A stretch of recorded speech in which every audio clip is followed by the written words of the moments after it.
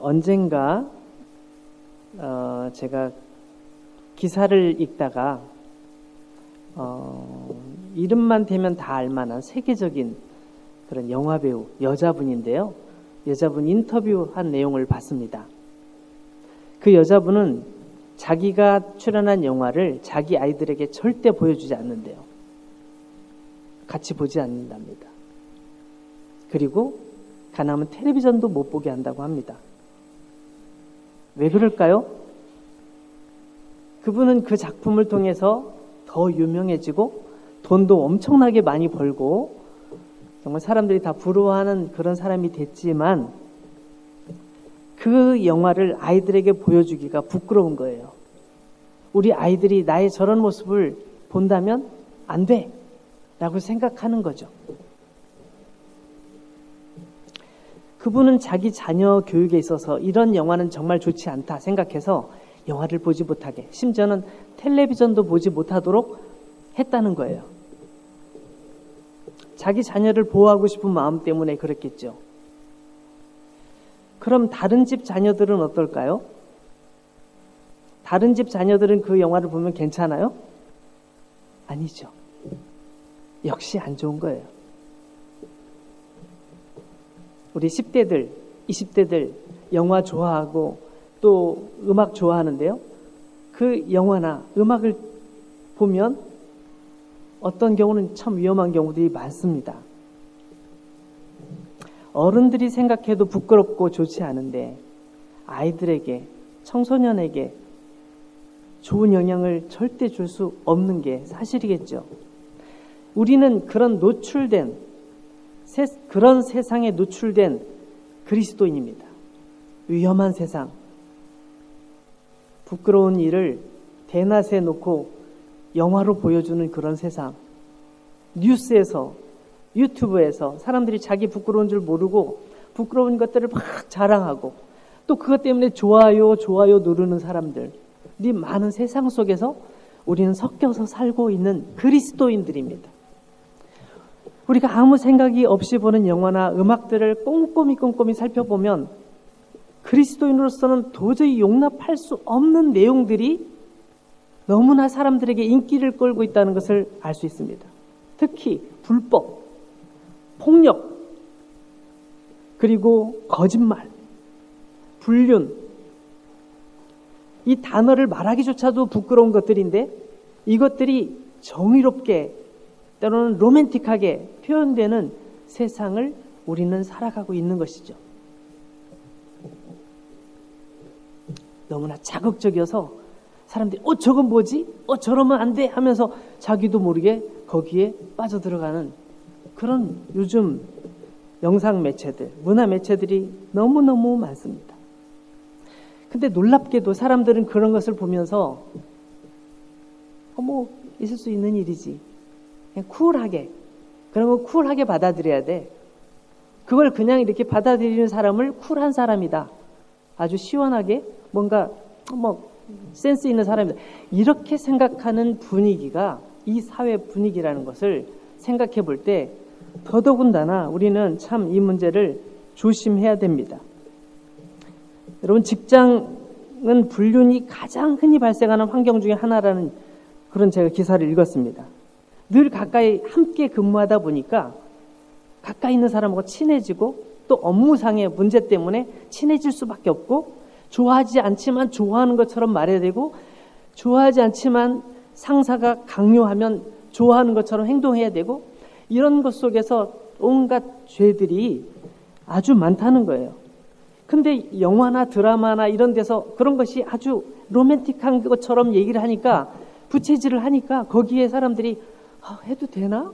안 될 것 같은데 하면서 거기에 빨려드는, 이거를 좀 심한 표현으로, 심한가요? 악마의 속삭임이라고 저는 이름을 붙여봤어요. 이 세상에 그게 너무너무 많기 때문에 우리가 그것을 안 듣고 지나치는 경우는 거의 없어요. 그걸 듣고 어떻게 해야 되느냐, 사실 그것이 문제죠. 귀에 듣기는 좋아 보이고 뭔가 짜릿해 보일지 모르지만 그것은 가정을 파괴하고 자녀들의 인생을 괴롭게 하고 사람 인생을, 인간관계를 망치는 거예요. 삶을 송두리째 흔들어 놓습니다. 하나님께서는 가정을 너무너무 소중하게 생각하셨어요. 그래서 창세기 2장 20절부터 말씀을 쭉 읽어보면 우리가 그걸 알 수 있습니다. 한번 찾아보죠. 구약성경 창세기 2장 20절부터 제가 읽어보겠습니다. 창세기는 구약성경 첫 번째 책이기 때문에 찾기는 아주 쉽죠.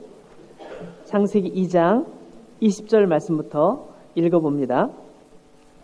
아담이 모든 가축과 공중의 새와 들의 모든 짐승에게 이름을 주니라. 아담이 돕는 배필이 없으므로 여호와 하나님이 아담을 깊이 잠들게 하시니 잠들매 그가 그 갈빗대 하나를 취하고 살로 대신 채우시고 여호와 하나님이 아담에게서 취하신 그 갈빗대로 여자를 만드시고 그를 아담에게로 이끌어 오시니 아담이 이르되 이는 내 뼈 중에 뼈요 살 중에 살이라. 이것을 남자에게서 취하였은즉 여자라 부르리라 하니라. 이러므로 남자가 부모를 떠나 그의 아내와 합하여 둘이 한 몸을 이룰지로다. 아담과 그의 아내 두 사람이 벌거벗었으나 부끄러워하지 아니하니라. 이 말씀 속에는 이 결혼에 대한 신비로운 그런 내용들이 담겨 있는데요. 여자를 만드실 때 남자의 몸에서 갈빗대 하나를 꺼내어 그것을 가지고 만드셨다. 이렇게 기록하고 있습니다.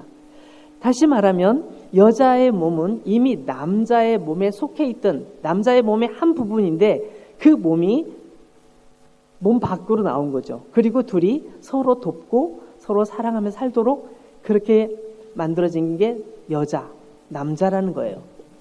둘 사이는 그래서 둘이 아니고 하나라는 거예요.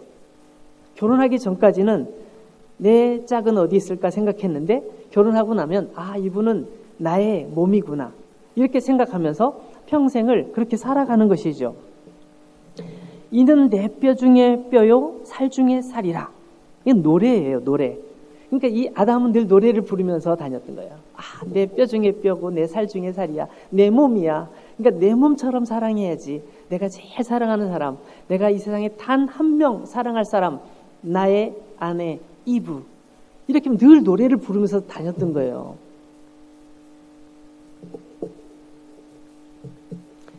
그 말씀 끝에 25절 말씀 보니까 둘이 서로에 대해서 아무런 부끄러움이 없었어요. 둘이 다 옷을 입지 않고 지냈지만 부끄러움이 없어요.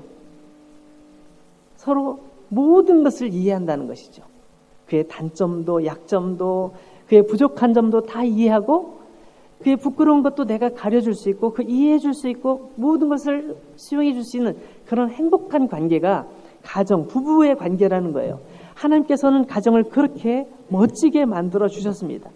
그래서 하나님께는 결혼을 너무너무 소중하게 여기셨죠. 10계명 중에 7번째 계명이 뭐죠? 뭘까요?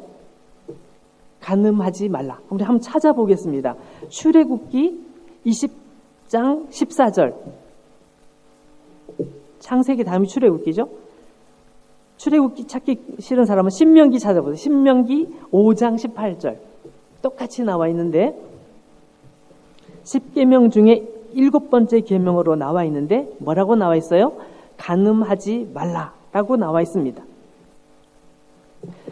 그리고 레위기 20장, 창세기, 출애굽기, 레위기, 세 번째 책이 레위기죠. 레위기 20장 10절부터 쭉 보면은 간음할 경우에는 큰 벌을 내리는 벌에 대한 게 나오는데요. 레위기 20장 10절 말씀에 보니까 이런 말씀이 있습니다. 누구든지 남의 아내와 간음하는 자, 곧 그의 이웃의 아내와 간음하는 자는 그 간부와 음부를 반드시 죽일지니라. 그러니까 그 남자와 여자를 둘 다 죽여야 된다고 말씀합니다. 이 얘기는 뭐예요? 절대로 이거 하면 안 된다는 거예요. 이거 하면 죽을 수밖에 없으니까 절대로 이렇게 하면 안 돼. 이것은 가정을 깨는 거니까 이건 절대 하면 안 된다는 의미예요. 하나님 잔인하시다. 왜 죽인다고 하시지? 사람을, 멀쩡한 사람을 용서해 주셔야지. 그게 아니라 이거 하면 난 죽어. 두려워서 절대 하지 못하도록 강하게 금지시키는 거예요. 간음한 사람은 죽이라고 말씀하셨어요. 그리고 사형 방법을 보면 여기 2절하고 또 27절 말씀에 보면 돌을 던져서 그 사람에게 돌을 던져서 사형을 처하라고 했어요. 정말 끔찍하죠. 여러분, 유대인들은 이 말씀을 기억하고 있습니다. 이 말씀을 기억하고 정말 간음하면 안 돼. 우리 주변에 누가 간음하는 사람이 있으면 그 사람은 큰 벌을 받게 돼. 라는 걸 다 알고 있습니다.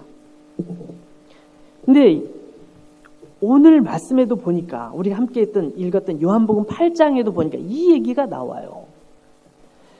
요한복음 8장으로 다시 돌아가서 볼까요? 8장 3절부터 제가 읽어봅니다.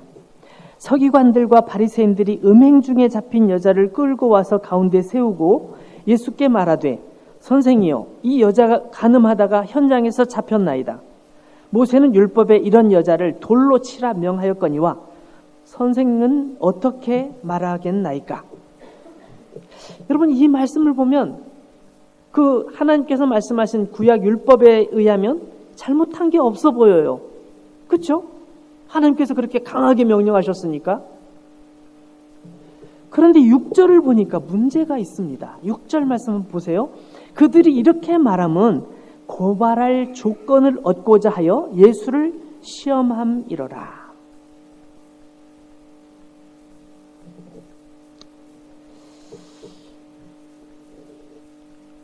오늘 여기 본문에 나와 있는 이 여자분은 간음하다 현장에서 잡혔어요.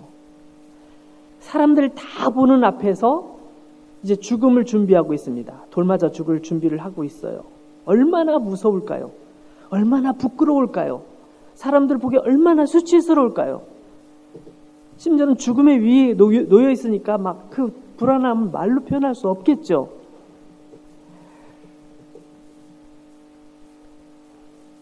그런데 이 장면을 보면 뭔가 이상한 게 있어요. 찾았습니까? 이상한 게 있어요. 음행 중에 잡힌 여자라고 나와 있는데 여자가 있으면 남자도 있을 거 아니에요. 그 남자는 어디 있죠? 좀 전에 우리가 읽었던 레위기 20장에 보면 남자와 여자는 다 둘 다 죽이라고 했잖아요. 신명기 한번 찾아볼까요? 우리 신명기에도 또 있는데 신명기 22장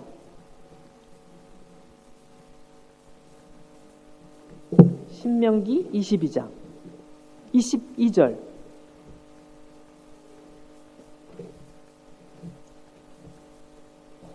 신명기 22장 22절 한번 같이 읽어보시겠습니까? 시작. 아직 못 찾으셨어요? 22장 22절 시작.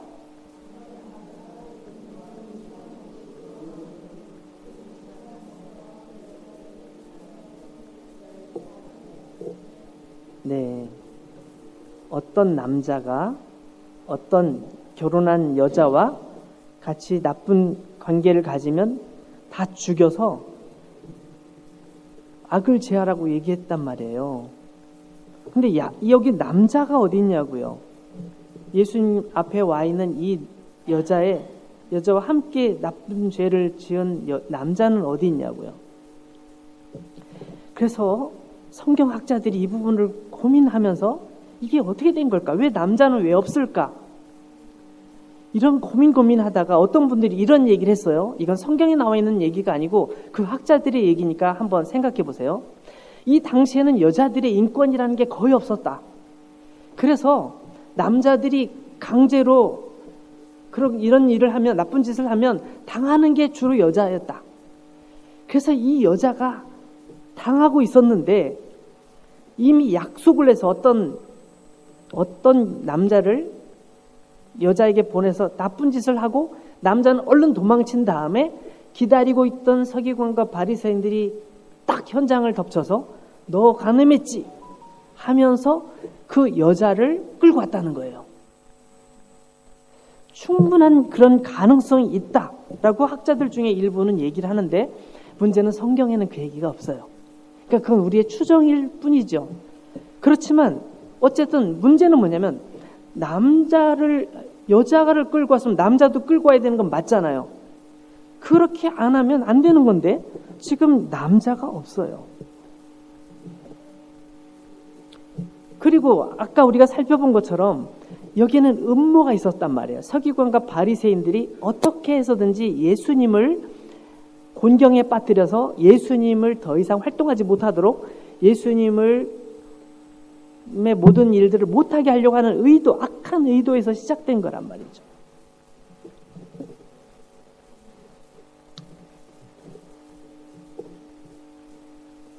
그렇기 때문에 이 현장을 가만히 생각해 보면 실제 죄 지은 여자가 여기 있어요. 예수님 앞에 있어요. 그 주변에 이 여자를 끌고 온 서기관과 바리새인들이 있어요. 그리고 이 여자에게 돌을 던지려고 돌을 들고 화가 나가지고 말씀하세요. 말씀해보세요. 빨리 말씀하라니까 이렇게 말하는 사람들이 있어요. 흥분해가지고 지금 막 돌을 던질 기회 상황입니다.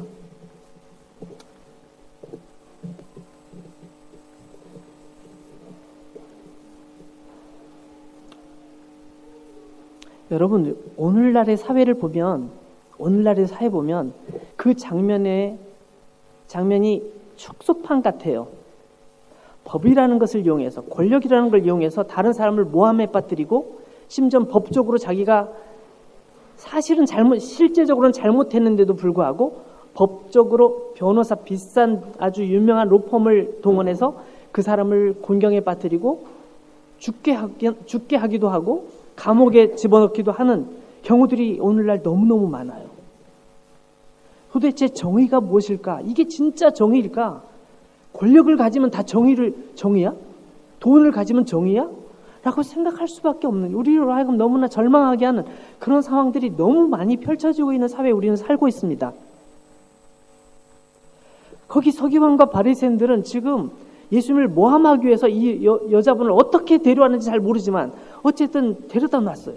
이 여자가 죄가 없다고 말할 수는 없지만 죄가 있지만 그 데려온 상황은 너무나 이해할 수 없어요. 그뿐만 아니라 거기서 돌을 던지겠다고 하는 사람들도 엄청나게 흥분해 있고 죽여야 마땅해라고 말하지만 정말 사실이 뭔지는 정확하게 몰라요. 남들이 그렇게 얘기하니까 돌을 던져야 된다고 생각하고 있는 거죠. 모두 흥분해 있어요. 막 이게 정의를 구현하기 위해서는 내가 돌을 던져야 돼 라고 생각하는 그런 분위기 속에 있단 말이죠. 근데 예수님께서 어떻게 하시냐면 그 상황 속에서 조용히 땅바닥에 앉으셔서 손가락으로 뭔가를 쓰세요. 어떤 사람은 알파, 베타, 감마, 델타 이렇게 알파벳을 썼다고 보는 사람도 있고 어떤 사람은 거기에 모이는 사람들의 죄를 다 썼대요. 최성묵, 너 뭐했지 이러면서 죄를 쭉 썼다고 생각하는 사람도 있어요. 근데 성경에는 안타깝게도 뭐라고 썼는지 몰라요. 저도 궁금합니다. 나중에 천국 가면 꼭 물어보려고 제가 생각하고 있습니다.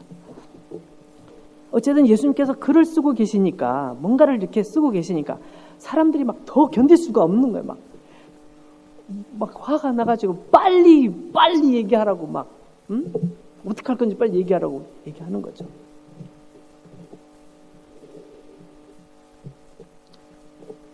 종교 지도자들은 서기관과 바리새인들은 꼼짝없이 걸렸구나.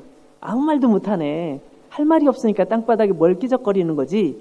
이렇게 생각하고 있었을 것 같아요. 빨리 한번 얘기해 보세요. 뭐가 맞습니까? 예수님께서 만약에 이 여자가 죄가 없다고 말하면 어떻게 돼요?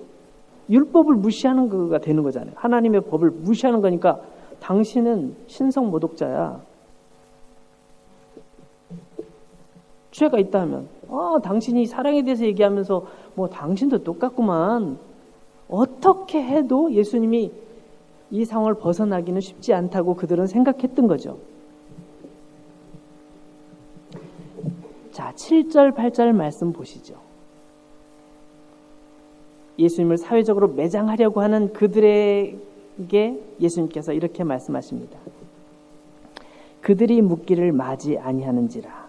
이에 일어나 이르시되 너희 중에 죄 없는 자가 먼저 돌로 치라. 그렇게 말씀하시더니 예수님께서 땅바닥에 앉아서 다시 글을 쓰세요. 뭐라고 쓰세요.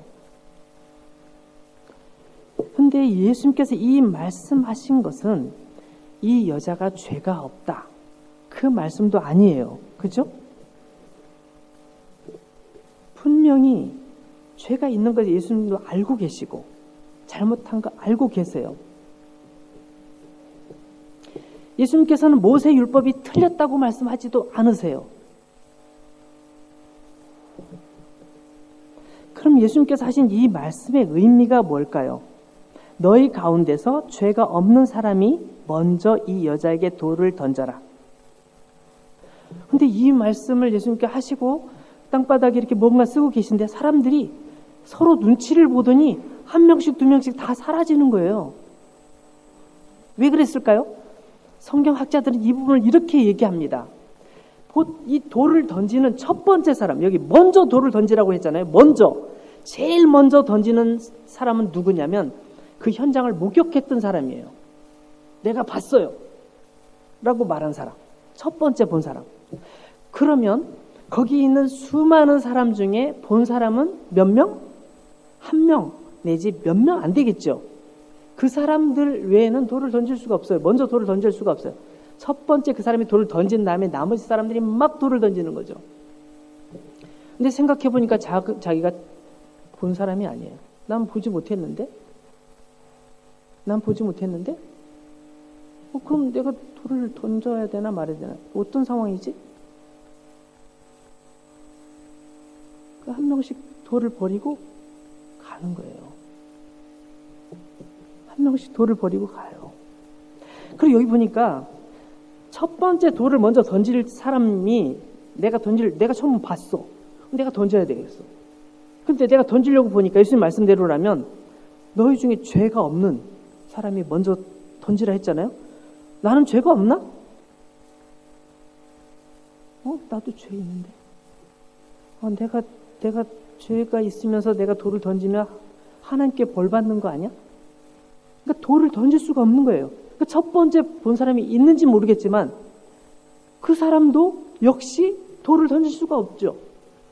그러니까 모두가 다 돌을 내려놓고 그 자리를 피했어요. 여러분, 이건 무엇을 의미합니까? 우리가 다른 사람에게 막 돌을 던지고 비난하고 막 당신 잘못했잖아 라고 얘기하다가 자기 자신을 돌아보면 내가 그럴 자격이 있나?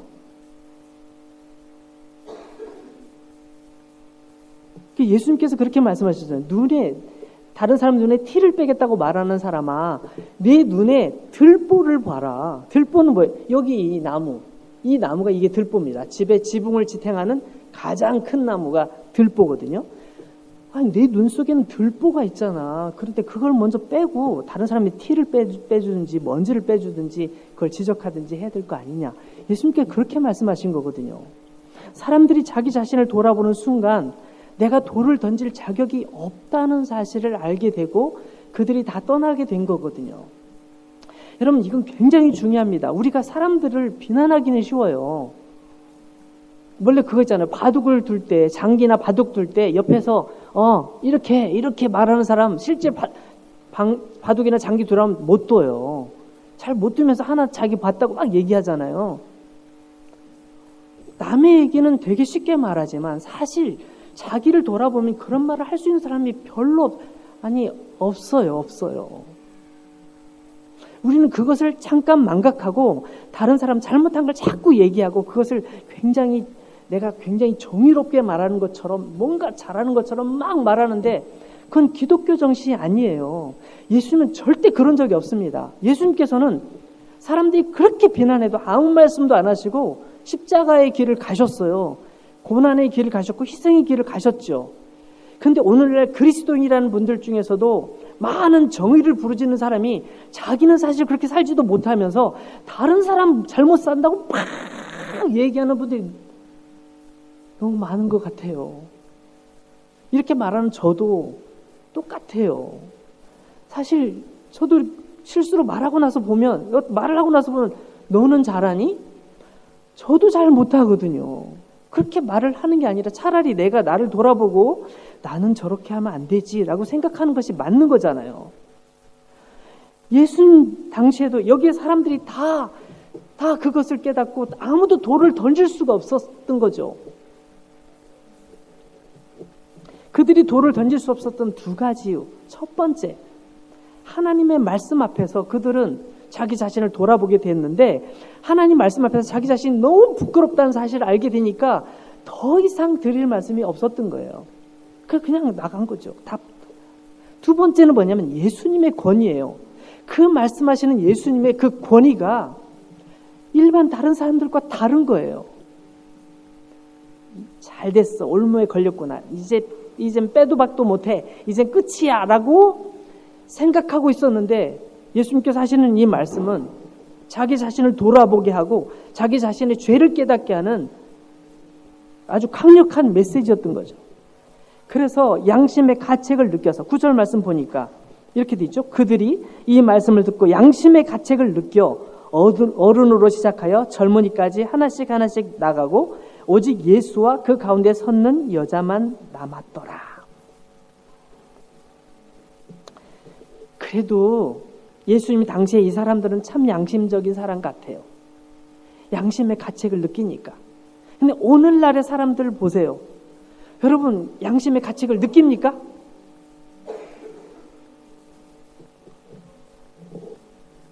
어떤 분은 재판을 받아가지고 법에서 당신 죄인입니다 라고 교도소에 수감되면서 나는 양심의 법정에서는 자유입니다. 나는 죄가 없습니다. 무죄입니다. 라고 들어갔어요. 근데 객관적인 근거가 다 있는데도 불구하고 그렇게 말하는 분이 있더라고요. 내 양심의 법정인 자유래요. 모르겠어요. 저는 잘 모르겠습니다. 이제 다 떠나고 여자와 예수님만 남았어요. 예수님께서 이제 다 갔지? 너 죄 없어. 괜찮아. 빨리 가. 예수님께서 그렇게 말씀하셨나요? 예수님께서 그렇게 말씀하지 않으세요. 모두 다 떠난 다음에 한번 10절 말씀을 보세요. 10절 말씀. 예수께서 일어나사 여자 외에 아무도 없는 것을 보시고 이르시되 여자여 너를 고발하던 그들이 어디 있느냐? 너를 정죄한 자가 없느냐? 여러분 여기 중요한 단어가 있는데요. 이 정죄라는 단어. 정죄. 이 사람은 죄인입니다라고 말하는 정죄라는 단어. 이 단어가 굉장히 중요한 단어입니다. 성경에서 정죄한다. 정죄하는 자. 고발하는 자라고 말할 때 그건 누구를 가리키냐면 사탄을 가리킵니다. 사탄은 사람의 단점을 잘합니다. 마귀는 우리의 약점을 잘합니다. 그래서 너 잘못했지? 너 죄졌잖아. 죽어버려. 너 죄졌잖아. 도망쳐. 너 죄졌잖아. 너 나쁜 놈이잖아. 너 왜 그렇게 살아? 우리의 마음속에 계속 강요합니다. 그게 사탄 마귀의 특징이죠. 죄책감을 주고 죄의식을 갖게 하고 인생을 포기하게 만들고 그냥 주저앉게 하고 그냥 내 인생은 참 애초부터 잘못됐으니 여기 이대로 살 거야. 그냥 자포자기하고 그냥 죄 가운데 살게 만드는 것이 바로 사탄의 음모거든요.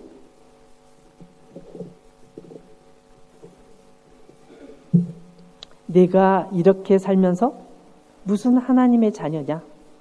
죄를 짓고서도 어떻게 뻔뻔스럽게 살고 있냐? 차라리 자살해 버려라. 너는 살 가치도 없다. 너는 정말 무가치한 인간이야. 너는 이 땅에 아무 쓸데도 없어. 이게 바로 마귀의 음성입니다. 사탄의 유혹입니다. 이런 얘기에 귀를 기울여 넘어지면 여러분은 지는 겁니다. 예수님께서 그렇게 말씀하셨나요? 아니에요. 너를 고발하던 자, 너를 지금 정죄하던 자가 어디 있지? 어디 있지? 어디 있어? 얘기해봐. 없는데요. 보세요. 11절 말씀을 보세요. 예수님께서 이렇게 말씀하셔요. 대답하되 주여 없나이다. 예수께서 이르시되 나도 너를 정죄하지 아니하노니 가서 다시는 죄를 범하지 말라. 너 죄가 없다고 말해줄게가 아닙니다. 다시는 죄를 범하지 마라. 너 그거 잘못된 거 알잖아. 다시는 그러지 마라. 라고 예수님께서는 그렇게 부탁하고 계신 거예요. 부탁하고 계신 거예요. 너 다시는 죄를 짓지 마라. 예수님께서 이렇게 말씀하실 수 있는 이유가 뭡니까? 이 죄를 위해서 예수님께서 오셨거든요. 내가 너의 그 죄를 위해서 십자가에서 죽게 될 거야. 너는 내가 내 죄를 사하기 위해서 이 땅에 왔다는 사실을 알아야 돼. 그러니 너는 다시는 이렇게 하면 안 되지 않겠니? 이렇게 용기를 주시는 거예요. 여러분, 만약에 여러분이 그 자리에 있는 이 여자였다면 여러분이 어떤 감정이었을까요? 난 조금 전까지만 해도 사람들의 돌에 맞아서 비참하게 부끄럽게 죽을 수밖에 없었는데 예수님께서 그 모든 것을 다 해결해 주셨을 뿐만 아니라 내가 하나님 앞에서 어떤 삶을 살아야 될지를 말씀해 주시는 거예요. 예수님께서는 우리를 정죄하지 않으십니다. 정죄하는 분이 아니라 구원하시는 분이십니다. 우리가 어떻게 구원을 받았습니까? 예수 그리스도의 죽으심을 통해서 우리는 구원함을 받았습니다. 우리의 죄가 우리가 다 기억하고 있잖아요. 우리가 지나온 죄들이 많이 있잖아요. 진짜 우리에게 정말 몰래카메라를 달아놓고 매일 우리를 쫓아다녔다면, 아니면 우리 휴대폰 녹음기를 켜놓고 잊어버리고 그냥 지냈다면 우리가 듣기에 너무나 부끄러운 내용들이 거기 많이 들어있을 거예요.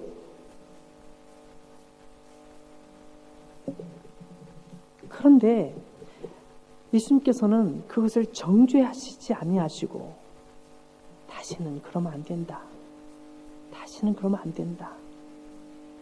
나도 너를 죄 있다고 말하지 않을 테니까 다시는 그러면 안 된다. 라고 글을 보내셨어요.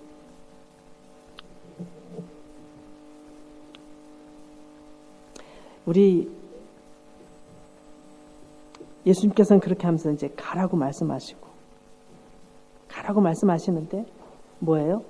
과거로 돌아가지 말고 이제 새로운 삶을 살라고 격려하면서 보내시는 거예요. 사랑하는 여러분, 우리는 여기 죄 없는 자가 돌로 치라고 말씀하셨던 예수님 말씀을 생각하면서 거기 모였던 수많은 사람들, 또 그 여자, 모든 사람들을 함께 한번 생각해 보면서 우리는 어떻게 살아야 할 것인가? 우리는 우리의 삶을 어떻게 살아야 할 것인가? 한번 생각해 봤으면 좋겠습니다. 예수님께서는 여인을 불쌍히 여기셨습니다. 이 여인에게 정말 필요한 것은 너는 죄인이야! 주홍 글씨, 낙인을 찍는 것이 아니라 그가 다시금 하나님의 은혜 안에서 새롭게 시작하기를, 새롭게 회복되기를 원하셨던 것이죠. 예수님께서 오늘 우리에게도 똑같이 말씀하고 계신 것입니다. 과거에 거기에 주저앉아 있지 말고 새로운 사람이 되어서 이 세대를 본받지 말고 하나님께서 기뻐하시는 그런 삶을 살아야 되지 않겠니? 아무개야 라고 우리에게 말씀하고 계신 것입니다. 사랑하는 여러분, 우리가 어떻게 살아야 할까요? 우리는 어떻게 살아야 잘 사는 것일까요? 이 세상에 너무나 많은 죄들이 있고 죄가 아니라고, 그게 왜 죄냐고, 그건 로맨스라고, 그건 충분히 즐길 수 있는 일이라고, 그 즐거운 일이라고 하는 얘기들이 너무너무 많이 들려오지만 우리는 그 얘기보다 주님께서 오늘 하시는 이 말씀을 들으면서 우리 인생을 새롭게 시작해야 되지 않겠습니까? 같이 기도하겠습니다.